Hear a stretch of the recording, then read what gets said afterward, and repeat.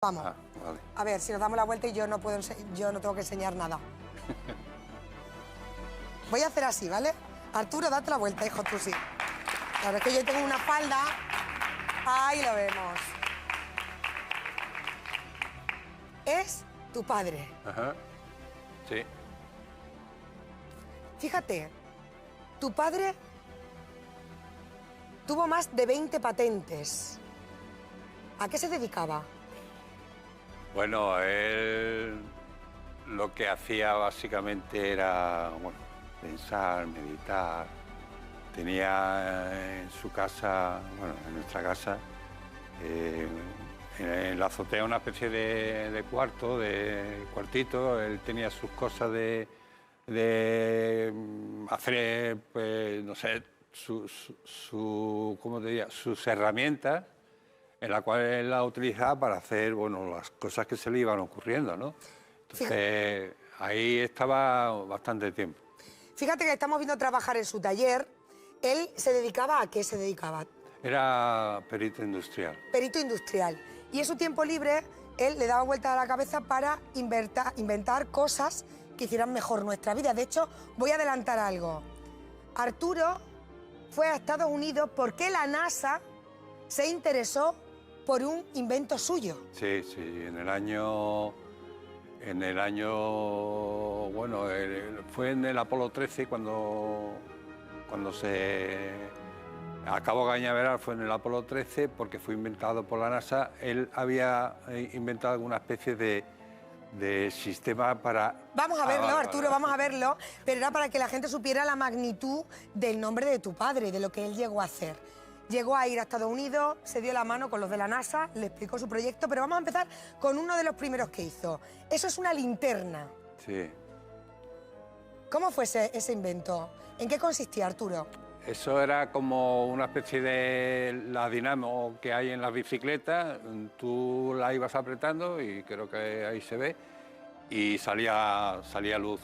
Eso generaba un tiempo en el cual había luz. Que la luz se apagaba, le volvías a dar digamos, a la manivela y se generaba luz, ¿no? Claro, o sea, es que yo creo que era un inventazo a partir de que hasta ese momento las linternas que había eran de pilas. Sí, claro. A partir de ahí era la energía que tú generabas con el movimiento de tu mano. Efectivamente, con la mano. ¿Cómo fue? De ese invento no recuerdo mucho. ¿Cuántos años tenías tú, Arturo? Pues yo cuando fui a la NASA con mi padre tenía 19 años. Tú fuiste con tu padre a la NASA. Sí.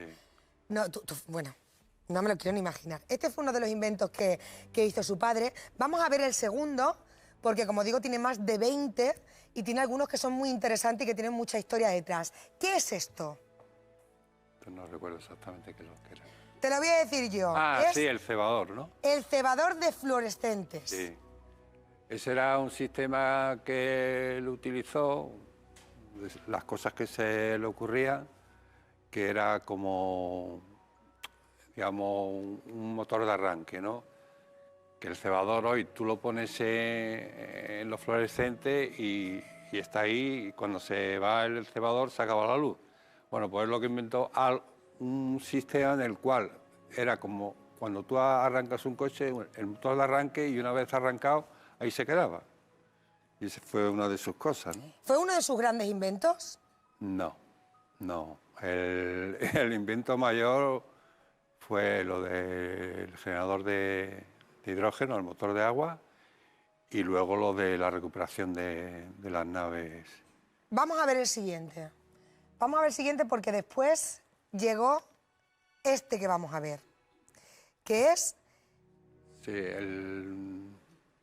bueno, ahí estamos con el de la NASA. Sí, estamos con el de la ¿Cuál era este proyecto? El plano ALA. El plano ALA, sí. Ese era un sistema que se le ocurrió a mi padre en la época de, bueno, de las naves espaciales, como el ejemplo del Apolo 13.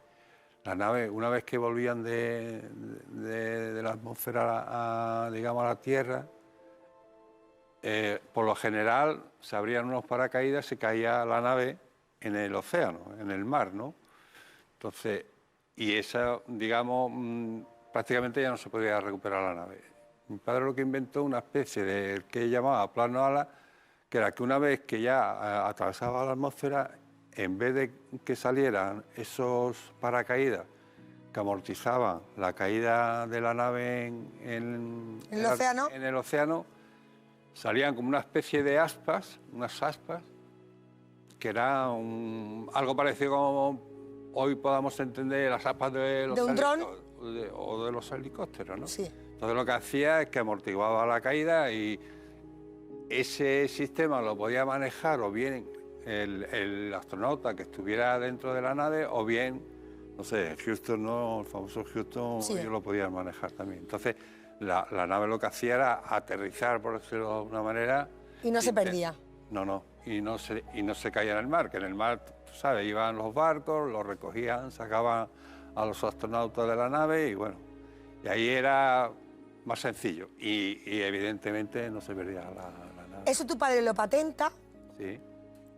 ¿Y la NASA se fija en eso? ¿O cómo es? ¿Cómo se pone en contacto la NASA con vosotros? Bueno, que mi padre era un poco inquieto, ¿no? Y entonces lo que hacía, pues bueno, mandaba a lo mejor una carta a la Embajada de Estados Unidos, que fue así, y le comentó un poco la idea que tenían, ¿no? Y bueno, les pareció interesante y en un viaje que se hizo a Estados Unidos a ver la salida del Apolo 13 en Cabo Cañaveral, pues él fue invitado y allí pues se presentó y le presentó a los americanos el proyecto suyo, lo que supuestamente él pretendía, ¿no? ¿Cómo fue llegar a la NASA?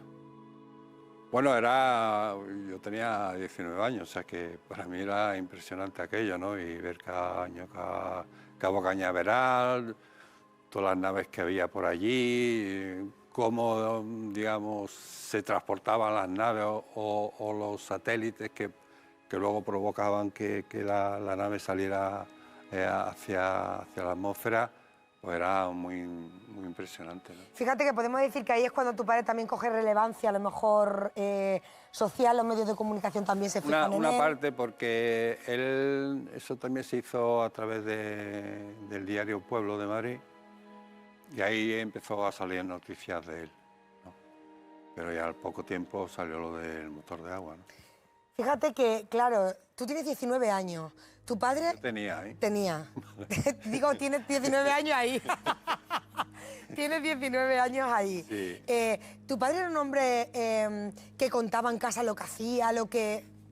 Bueno, perdona, eso era lo que realmente ocurría y es lo que inventó, que en vez de que esos paracaídas salieran y cayera la nave en el mar, una especie de aspas, no tenía que caer en el mar, podía caer en tierra, y entonces se recuperaban fácilmente. Era un poco tener el control de cuando la nave entraba de nuevo en la tierra. Correcto. Que hasta entonces no se tenía. Caía en el mar, como bien has dicho, Sí, y entraba, se intentaba recuperar. entraba en la tierra y ya, bueno, para evitar eso, pues salían los paracaídas para que la nave, digamos, aterrizase no de golpe, ¿no?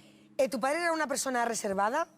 Sí, era más bien reservado. Él no nos contaba mucho de las cosas que hacía, ¿no? Él se iba ahí arriba a su cuarto y se ponía a pensar y a hacer cosas, ¿no? Y todo muy artesanal. Totalmente artesanal, vamos. Era perito industrial, pero claro, en aquel entonces lo que utilizabas era, bueno, pues el cincel, el martillo, los alicates y las 4 herramientas que él tuviera por allí, ¿no? Fíjate que este es uno de sus grandes éxitos. Es verdad que no llegó a ningún sitio, pero que tenía buenas ideas simplemente porque la NASA se pone en contacto. Bueno, él se pone en contacto con la NASA y la NASA dice, pues nos parece interesante. Sí, vamos a escucharle. Ya que te escuche la NASA es importante. Él lo presentó y hay por ahí una carta en el cual la NASA se interesa en el sistema que él había ideado. Pero bueno, ahí quedó. Ahí quedó, pero bueno, ideas buenas tenía. Vamos a por el siguiente invento, porque es un invento bastante curioso, es el asador de pollo. Sí, eso era, bueno, él... Pero no era por...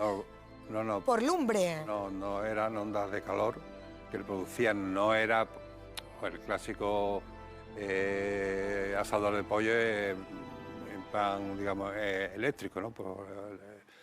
Tú enciendes el asador y lo que hace es calentar digamos, no sé exactamente cómo se llama, bueno.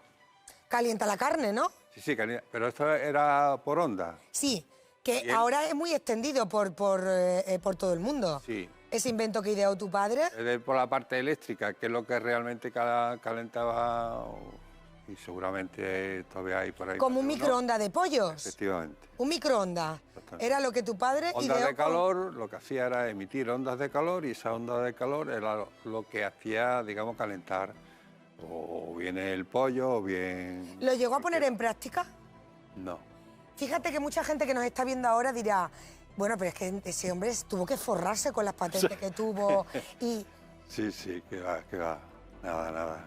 O sea, por ahí se ha escrito cosas, y yo he leído cosas de que, bueno, prácticamente mi padre fue millonario, ¿no? Y nosotros pues vivíamos igual que antes. O sea, no percibimos nada de que a mi padre esa patente le reportara un beneficio económico, ¿no? O sea, nunca supiste si... O sea, no reportaba ningún beneficio económico. Que nosotros percibiéramos, ¿no? O sea, era... Bueno, él como era, pues él se dedicaba a hacer sus cosas, pensaba y... Él lo inventaba y se iba a otra cosa. Y básicamente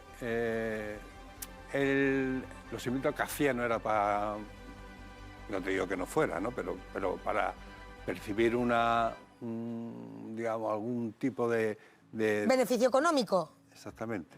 Él se ponía que iba a sacar su idea. Por su historia, ¿no? Y vamos a por uno de los más interesantes, que es, si no me equivoco, el último que tenemos, que es el motor de agua. Es decir, ¿qué fue lo que hizo tu padre para enseñar este invento? Él podía mover una moto con agua. Sí.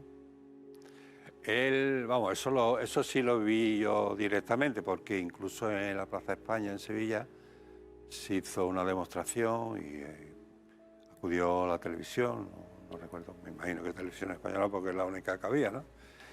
Y él construyó, digamos, como una especie de depósitos que lo acoplaba a la moto, y lo que hacía era la descomposición del agua, la electrolisis, y de esa descomposición lo que salía era el hidrógeno, que era el que producía la combustión digamos, el hidrógeno que hoy es gasolina, o se convertía en hidrógeno, y ese hidrógeno hacía que el motor funcionara. Él, dentro de esos dos aparatos que tenía, él le echaba una especie de mineral secreto que él tenía, que lo que hacía era que esa electrolisis provocaba... O sea, el hidrógeno, que es lo que hacía mover. Pero se hacía, digamos, más rápidamente con ese material que él utilizaba. Fíjate, ¿tú viste la demostración que él hizo en Sevilla? Sí. Él consiguió echar agua. Él bebió agua de un botijo. Sí. Él echó el agua en los depósitos, arrancó la moto y se dio una vuelta. Sí, sí. Terminó y bebió otra vez de ese agua. Sí, incluso del agua que... Del agua que salía... Del agua que salía por el escape, que era, digamos, bueno, pues en vez de salir humo, salía ese agua que salía, que era la descomposición de esa electrolisis, él bebió de ese agua. Claro, yo ahora mismo me planteo, yo creo que es el invento del siglo, de muchos siglos, porque si con agua se puede mover, que es tan abundante, por lo menos por ahora, ¿qué ocurrió? Porque fue uno de sus grandes éxitos. Sí, lo que pasa es que yo creo que ahí se dio a conocer como el motor de agua. Creo que eso fue lo que de alguna manera hizo a la gente pensar, bueno, eso de que coja una moto y que funcione con agua, pues no era muy, entre comillas, creíble. Claro, ¿no? pero no funcionaba solo por el agua. Claro, pero luego él en la patente que tiene es como generador de hidrógeno y no menciona el motor de agua, con lo cual, digamos, de cara a la gente que lo escucha o que lo ve, pues suena de otra manera, no suena el motor de agua. El motor de agua puede dar lugar a que alguien piense, bueno, este hombre pues no sabe qué es lo que está diciendo, ¿no? Utilizaba... Pero eso fue así, ¿no? Fíjate que fue uno de sus grandes descubrimientos. Él lo que quería era descubrir algo que hoy en día se sigue estudiando, cómo convertir el agua en hidrógeno. No, pero si aparte de eso, hoy hay muchos vehículos que funcionan con hidrógeno. O sea, llámase autobuses. Hace tiempo, incluso en Finlandia, había una especie de gasolinera que nosotros conocemos, pero lo que hacía era, tenía nada más que hidrógeno. Quiero decir, hoy ya se está investigando sobre eso. Se sigue investigando, efectivamente. Pero están funcionando motores con hidrógeno. Y recuerdo que en una entrevista que me hicieron a mí hace el año 2009 por ahí, una investigadora que le hicieron una entrevista a la investigadora del CSIC reconoció que era un adelantado al tiempo. Sin duda. Y que, bueno, evidentemente las herramientas que utiliza mi padre no son las herramientas que hoy utiliza, porque, bueno, la tecnología cambia muchísimo. Es decir, a lo mejor lo que era dos bidones así de grande, pues hoy sería o así de chico, o a lo mejor se utilizaría otro sistema, ¿no? Pero bueno, la tecnología ha cambiado en muchos años. Lo que está claro es que tu padre era muy inquieto, que tu padre llegó a conclusiones que de hecho hoy en día también se siguen estudiando, ¿no? Bueno, pues supongo que en las grandes casas de automóviles siguen estudiando cómo hacer que los coches se muevan sin, bueno, pues lo que conocemos ahora, que es con el petróleo, ¿no? Siguen estudiándolo. Tu padre en una época empezó a estudiarla, no eran los medios que tenemos ahora, pero un adelantado a su tiempo y llegó a llamar la atención de gente muy importante, de organizaciones muy importantes. Es decir, este señor a ver qué está haciendo porque igual nos da la clave para algo. Bueno, había un poco de todo, ¿no? Quiero decir que en aquella época, bueno, en aquella época yo diría, desafortunadamente, pues el petróleo es el que manejaba el mundo, digamos, ¿no? Entonces, claro, mucha gente decía, bueno, a este señor lo han cogido los árabes, le han comprado la patente, Claro. han dado millones por un tubo y se lo han quitado del medio, y no fue así. ¿Tú te dedicas a lo mismo? ¿Has sacado la curiosidad de tu padre? No, yo el tema del invento no, yo lo que me dedico, bueno, nosotros tenemos una empresa en Sevilla que se dedica a vender repuestos del automóvil, que es Azur Global. Y es la única vinculación que tenemos, pero también hay una vinculación, curiosamente, porque unos socios de una sociedad que nosotros hemos montado, que precisamente de Badajoz, que es Repuestos Guadiana, también pertenece a la sociedad esta de Creadvina Iberia. Pero nosotros como Azur Global, pues bueno, tenemos almacén en Sevilla, en Málaga y en Granada.